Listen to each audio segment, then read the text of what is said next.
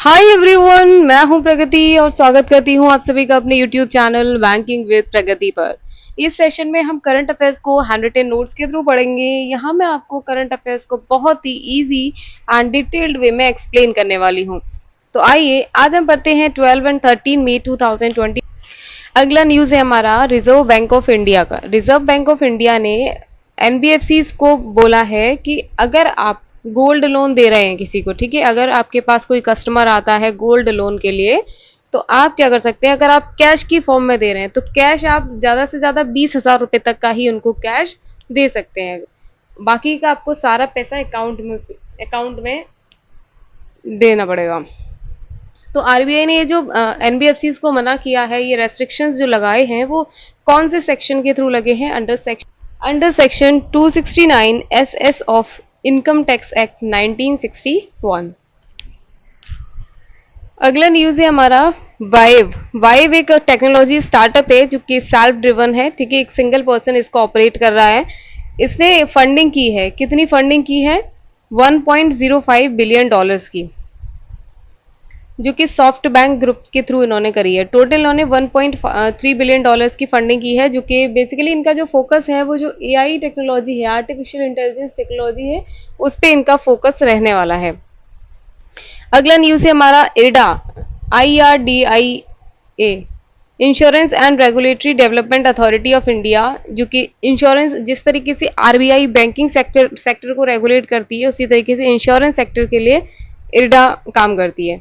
तो इरडा ने गो digit general insurance, ये जो कंपनी है गो डिजिट जनरल इंश्योरेंस, इस पे पेनल्टी लगाई है 1 करोड़ रुपए की, ठीक है। कौन से सेक्शन के थ्रू लगी है? Under section 26 of the insurance act. IRDA की बात करें, ये बना था 1999 में, इसका हेडक्वार्टर हैदराबाद में है, इसके चेयरमैन है देवाशीष पांडा।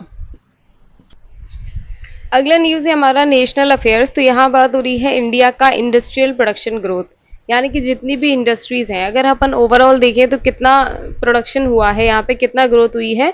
4.9%, ठीक है। फरवरी में जबकि 5.6% हुआ था, उसके कंपेयर में बात करें मार्च 2024 में, तो यहाँ पे डिक्लाइन आया है, कमी आई है ग्रोथ में। क्यों आई है? क्योंकि माइनिंग सेक्टर जो है वो सही से काम नहीं कर रहा है, due to the poor show by the mining sector. Mining sector की परफॉर्मेंस अच्छी न होने की वजह से यहाँ पे इंडिया का जो इंडस्ट्रियल प्रोडक्शन ग्रोथ है वो कम हो गया है। दूसरा हम बात करें, यहाँ तो प्रोडक्शन की बात हो रही है, मैन्युफैक्चरिंग सेक्टर की बात हो रही है। मैन्युफैक्चरिंग सेक्टर में जो ग्रोथ आया है मार्च महीने में वो 5.2% आया है। वहीं पावर जनरेशन की बात करें तो 8.6% है मार्च 2024 में।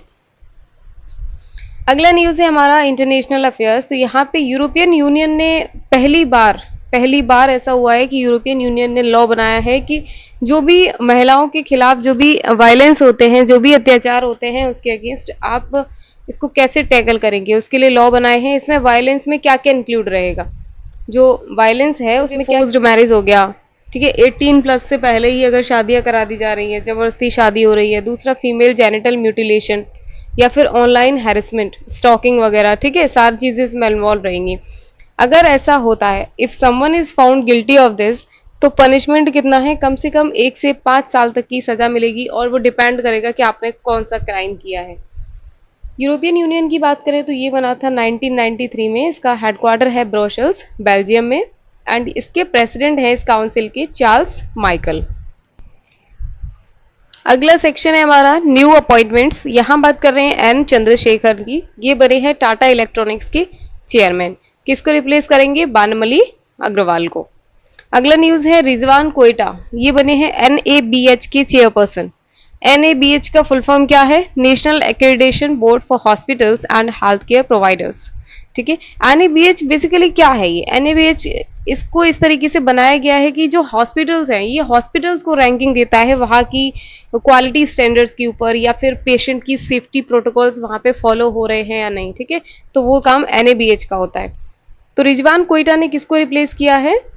डॉक्टर महेश शर्मा, यानी कि इनसे पहले डॉक्टर महेश शर्मा यहाँ के चेयरपर्सन थे।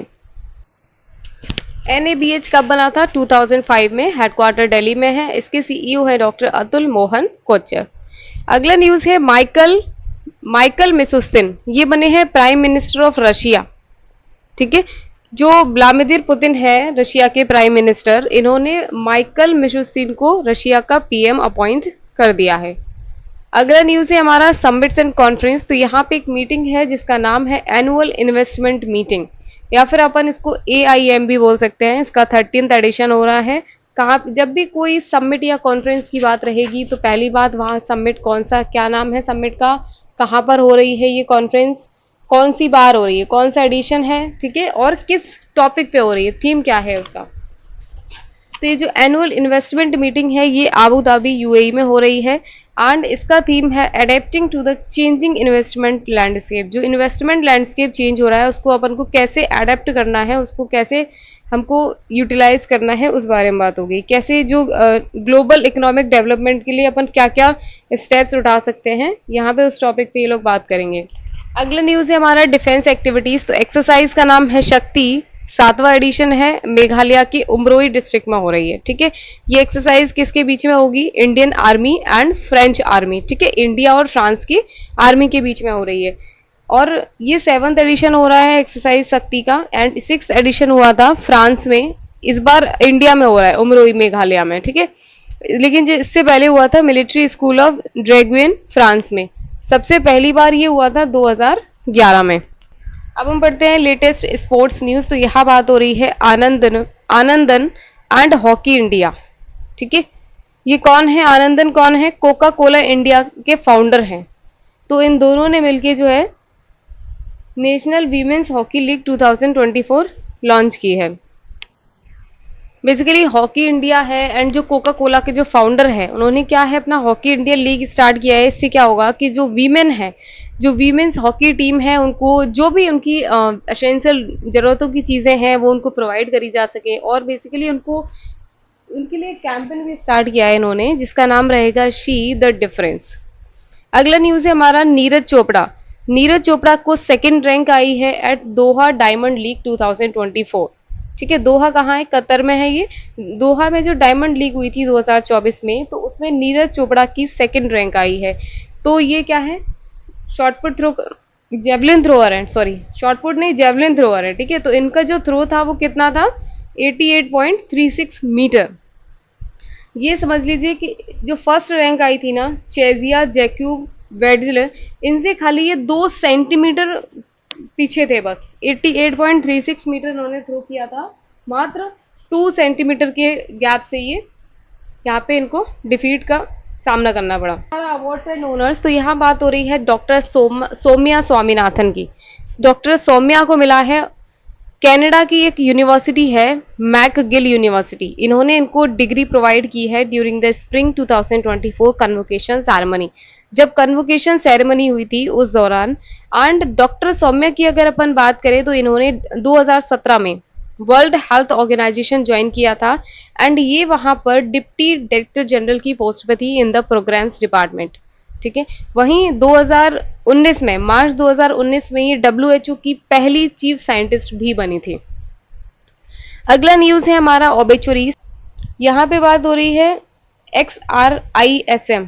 XRISM ये फुल फॉर्म क्या है इसकी, x-ray imaging and spectroscopy mission. ये जाक्सा का एंड नासा का मिशन है, जापान की जो एरोस्पेस कंपनी है उसका एंड जो नासा है US की जो कंपनी है उसका। ठीक है, दोनों का मिशन है। इन्होंने क्या बोला है कि जो गैलेक्सी है NGC 4151, हमें वहां पे आयरन के फिंगरप्रिंट्स मिले। क्या बोला है इन्होंने कि इनको वहां पे आयरन के फिंगरप्रिंट्स मिले हैं। इंपॉर्टेंट डेट्स की बात करें, international day of plant health, plant health के रिगार्डिंग डे कब मनाते हैं हम, 12 मई को। इसका थीम है plant safe trade digital technology. अगला हम पढ़ते हैं इंटरनेशनल नर्सेज डे। ये कब मनाते हैं, 12 मई को। किस लिए, जो फ्लोरेंस नाइटिंगेल है ना उनकी बर्थ एनिवर्सरी, उनको ऑनर करने के लिए मनाया जाता है इंटरनेशनल नर्सेज डे। जितनी भी नर्सेज हैं उनको ऑनर करने के लिए, वो जिस तरीके से अपनी सर्विस प्रोवाइड कर रही हैं कंट्री के लिए। बाकी इसका थीम है our nurses our future the economic power of care. तो आज के लिए बस इतना ही, यहीं हम सेशन को समाप्त करते हैं। Thank you guys for attending the session. अगर आपको सेशन अच्छा लगा हो तो वीडियो को लाइक करें एंड मेरे चैनल को सब्सक्राइब करें। ऑल्सो बेल आइकन को प्रेस करें जिससे कि आने वाले क्लासेस की अपडेट्स आपसे मिस ना हो।